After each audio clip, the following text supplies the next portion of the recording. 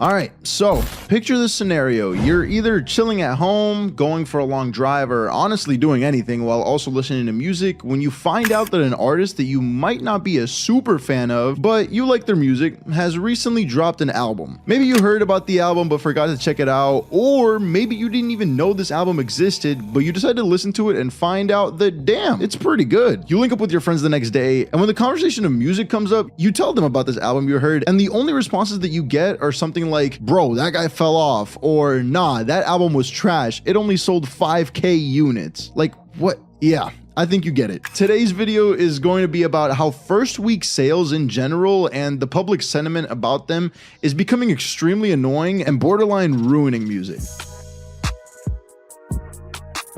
Now, don't get me wrong, before the video fully starts, I do understand the appeal of tracking album sales. It's basically a tangible way to measure an artist's success, and it can give us an idea of how popular they are. But when we put too much weight on these numbers, we risk ignoring the most important aspects of music and honestly, the entire art itself. I mean, if we're being honest, it seems like every time a new album drops, all anyone can talk about is how many copies it sold in its first week, or how many of the songs went viral on TikTok. But why do we put such emphasis on these numbers? Shouldn't we be more concerned with the quality of the music itself? Well, this is where the trend part of the video title comes in. Most young people of our generation have been following trends and trying to do the quote-unquote cool thing for a while now. That's not a secret. It's the exact reason why we have things like hoverboards, fidget spinners, hell, even silly bands. Remember those? Clothing trends seem to come and go just to come back at a later time. It seems like it's a whole cycle. But overall, following trends has been a way for people to connect and to try to look good or interesting in front of their peers. But there's always those people that take it too far. I mean, going back to the fidget spinners and silly bands example, sure, some of us may have had one or two of each, but I'm sure that most people watching this video can remember that one kid who had like 50, and yeah, it was annoying. Now you might be saying, Grishuh, how the hell is this relevant to the video? Well, I think one of the newest social trends is literally listening to only artists that are hot or on the rise currently, regardless of the quality of their music. I mean, think about it. Have you ever been excited to check out an album of an artist that you might not even like all that much just because everybody was talking about it? Or have you ever refrained from listening to an album just because you heard that it didn't chart well? The answer is yes. Yeah, you're kind of the problem I'm trying to talk about. No offense. I think the best example I can give recently is probably of Fago's new project, Pink Hearts. Fago was an up-and-coming artist who signed to Travis Scott's Cactus Jack label and was basically talking about dropping this project for like 2 years. Of course, when an upcoming artist waits that long to drop an album, interest is going to drop, new artists are going to surpass them, and people are just going to get angry. But when the project dropped, I personally thought that the music was really good, as did many other people that actually gave the project a listen. However, all the media and reports could focus on was the fact that Fago only sold 7K units first week with his debut album and didn't even chart. And many people, instead of critiquing the music and the actual art, were instead just critiquing the numbers. And this didn't only happen to Fago, of course, that was just my example. And trust me, I do get it. It's easy to get caught up in the hype, but at the end of the day, shouldn't we be more concerned with whether or not we actually enjoy listening to the music instead of just some statistics? In fact, the focus on numbers has gotten so bad that, in my opinion, it now has a direct correlation to how the music and albums are being crafted. One huge thing that's been happening is that artists are basically creating playlists instead of albums by oversaturating their projects with features. The latest example of this was Trippie Redd's Mansion Music, which had 25 songs, but only 3 of those were solo Trippie tracks that didn't feature some kind of other artist. This, of course, is to try and get other people to listen to the project that might not necessarily be a fan of the artist who released the project, but a fan of a featured artist. And obviously, there's nothing wrong with features when they make sense and are done in moderation, but when you release an album,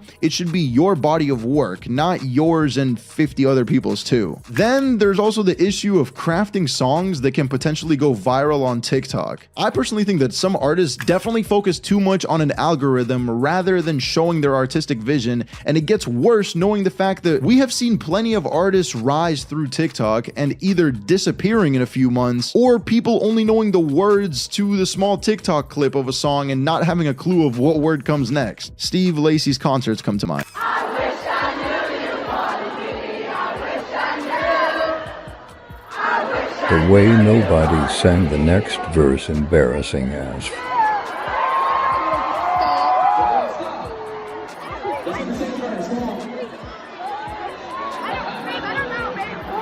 And don't get me wrong, that's not a diss towards Steve Lacy. In fact, I think his music is unique and creative. It's just unfortunate that most people that know his music only know a few bars because of how the new generation consumes music today. But what changed and how did this happen? I mean, at the end of the day, it seems like only a couple years ago, no one cared about first week sales. People listened to their favorite artists because they like the artist and the songs. And if I had to guess, my best guess would probably be that the SoundCloud era that we saw go crazy from like early 2016 to late 2019 probably had something to do with this. We saw so many generational artists and overall songs and projects come from that time that it seems like we're still trying to look for the next one till this day. As a result of that, the moment an artist loses even a tiny bit of momentum, it's over. The general public is saying that you're on your way out, calling you washed, saying you fell off, and making fun of anyone that still listens to you. I mean, bro, we have Nav putting a 2-year-old Lemonade, not his song by the way, on his latest album just so that it sells more copies first week and so that people don't say he fell off. It's honestly sad in my opinion, and I do get it. It was really fun to discover a new artist and put your friends onto their catalog. I did that a few times during the SoundCloud era, as well as a couple friends had shown me dope artists as well, but I feel like people are now taking it to an extreme. Why should some numbers matter and influence your decision to listen to what you probably want to listen to? There's also the fact that many artists face different issues that result in their numbers not really being in their control. Upcoming artists might not have big budgets from record labels behind them. Other artists that are signed to labels have had issues of not being able to release music when they want because of either being shelved or having some kind of controversy around the artist, another artist signed to that label, or even the label itself. It's not really fair to judge an artist's worth solely based on their first week sales. There are so many factors that contribute to an album's success or failure, including marketing, promotion, distribution, timing, and a lot more stuff. I'm not a music industry expert here,